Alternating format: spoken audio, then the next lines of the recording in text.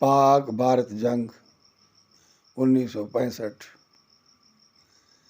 کا پہلا فائر اور پہلا شہید مصنف M.R. شاد نے اپنی کتاب شہیدان وطن میں بہت تحقیق کے بعد پاکستانی شہدا کا احوال پیش کیا ہے۔ وہ کہتے ہیں کہ 6 ستمبر کی صبح ٹھیک 3:45 پر ہندوستان کی جانب سے واگا پر ایک گولہ آ کر گرا، جسے بھارت کی جانب سے پہلا فائر قرار دیا جا سکتا ہے۔ اس موقع پر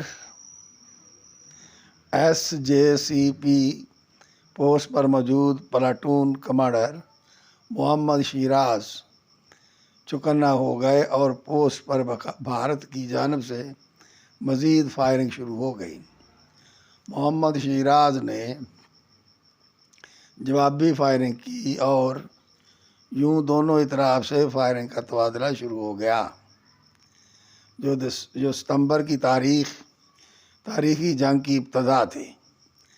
لڑائی اتنی شدید ہو گئی کہ بھارتی فوجیوں نے قریب آ کر دستی بم بھی پھینکے۔